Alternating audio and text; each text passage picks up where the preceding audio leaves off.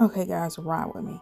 So, if you haven't been living under a rock, you know that DRUSKI just released another viral skit that went crazy over the internet about how conservative women act in America. And allegedly, Erica Kirk took offense to it. I guess she felt like DRUSKI was making fun of her or poking fun of her when he didn't say any names at all. There was some similarities of some things that she had said in the public that match DRUSKI's sketch to a T. And the internet got a hold of it. The internet found it extremely funny, but Erica Kirk did not. And I assume she wanted to take it down, and no, because I didn't say anything bad. And I'm not racist because my grandfather is white, because I guess she said something about her being in blackface. But the point about blackface is blackface comes from a racist, hateful place, foundation, where DRUSKI skits aren't really saying any names, aren't really making fun of anyone. They're just repeating what people have already said, and the majority of people in the world can relate because that's how they feel as well. So it's kind of funny how when you're guilty, you speak up even when your name isn't really brought up into conversation, but everybody knows who it is because you've said those things. So just because it's not a depiction that you would like, you can't say take it down because it's not anything malicious. He didn't mention anything that wasn't already public. DRUSKI uses materials that's already available. It's not like he's digging up personal information and revealing something that no one else knows. So I don't blame him for not taking the skit down because he didn't break any laws. He can't help that if your feelings is hurt, then that's on you. That's not something that he has to deal with because he didn't mention a name. As I said, he mentioned no names. So clearly, if you feel some type of way about it, you know it's something that you have done. Okay? So let's go ahead and swerve to the left. Let's talk about TLC Chili allegedly supporting the Republican Party and supporting Donald Trump. They've actually pulled up records of her sending a few dollars, a couple dollars to his campaign. So yeah, and what triggered this is when she retweeted or comment, whatever she did, to a post that allegedly claimed that Michelle Obama was born a male. This is all alleged.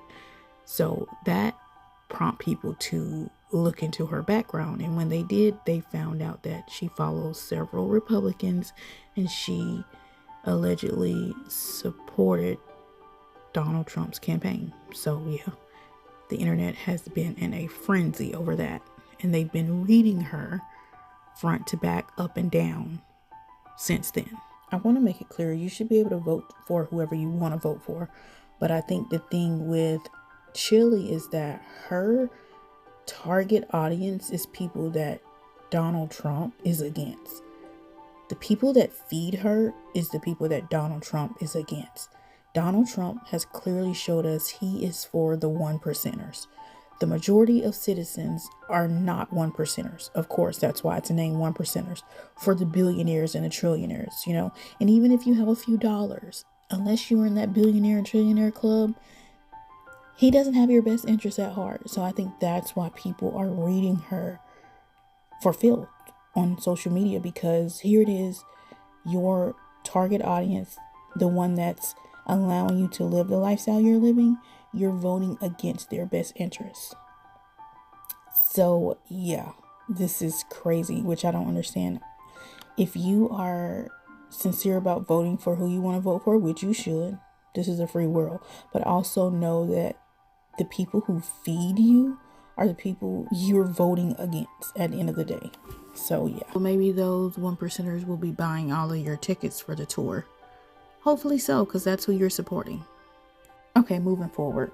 So I did a video about The Bachelorette being canceled, and it featured Taylor Frankie Paul, who is the star of Mom Talk, which I had no idea about, and the star of The Secret Lives of Mormon Wives on Hulu. I watched that show and I was on a hamster wheel. Do you hear me? When I say I was on a hamster wheel, I just could not get off.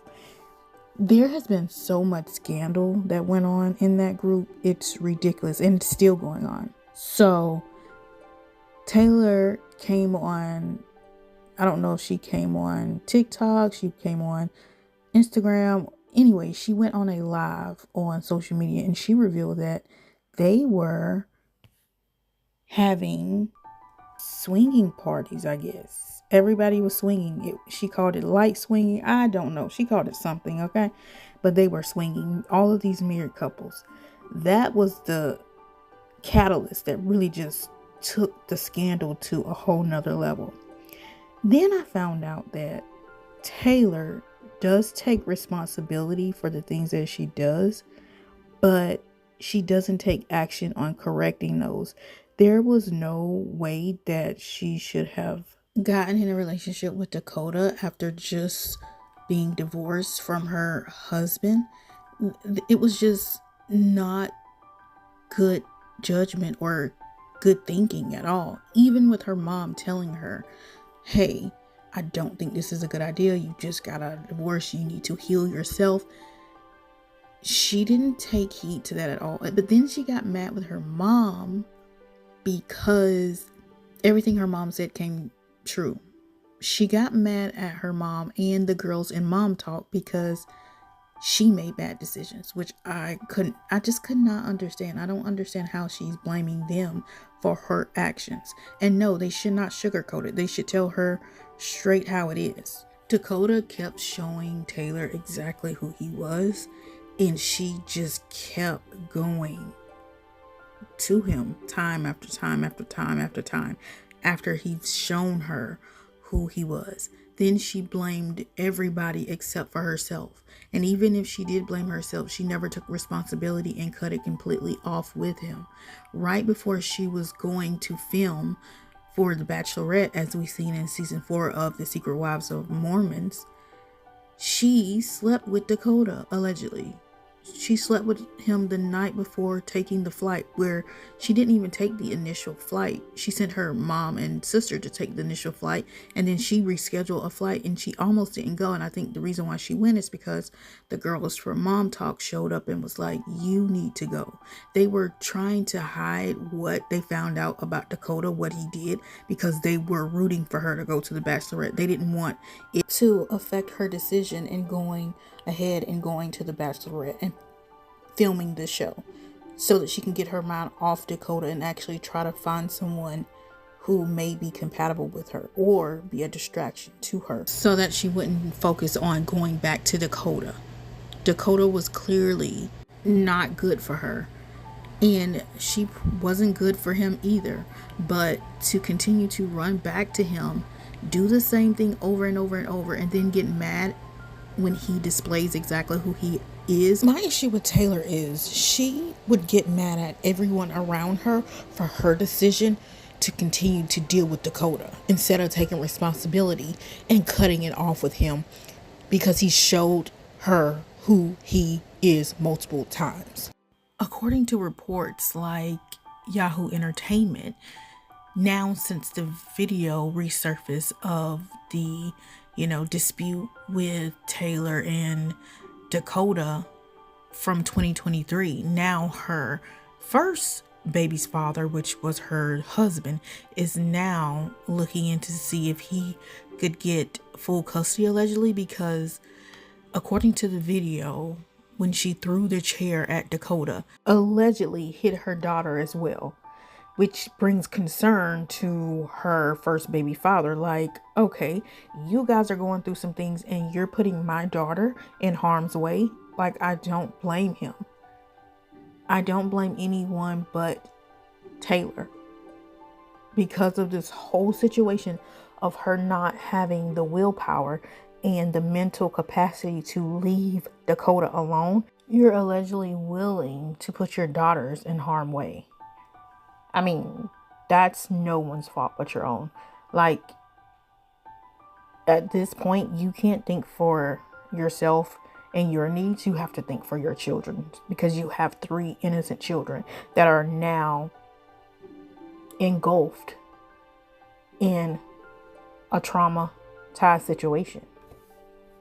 Moving from Taylor, which is a disaster, let's talk about her castmate, which is Jesse.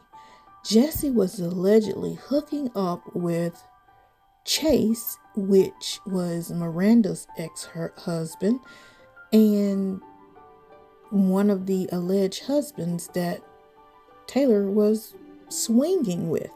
And when I say it's a mess, it's a mess. It's everybody swapping mates with everybody. Allegedly, clearly, what is going on? Okay, let's talk about Taylor's castmate Jesse and Miranda. So allegedly, Miranda found out that Chase and Jesse was hooking up. Chase is Miranda's ex-husband that was allegedly also swinging with Taylor when they were doing that whole swinging thing. Crazy, I know. It just seems like everybody is just swapping partners. It's like, what is happening? But anyways, Chase confessed to Miranda that him and Jesse was hooking up. So Jesse sent Miranda flowers, but Miranda replied that she doesn't feel like Jesse would have told her if Chase didn't already confess to them hooking up. And I'm just trying to figure out, like, Jesse, what is happening? Do you guys have no type of loyalty? Is there no other guys in the world besides the guys in y'all's group, in your Mormon group? Like, what is happening? I'm asking for myself, not a friend, but for myself. In my opinion, throw the whole group away. I have so many thoughts about this whole Secret Lives of Mormon thing that I want to break down, but just let me know what y'all think. Thanks for riding along. If you enjoyed the video, make sure you like, comment, and subscribe, and I'll see you in another ride along.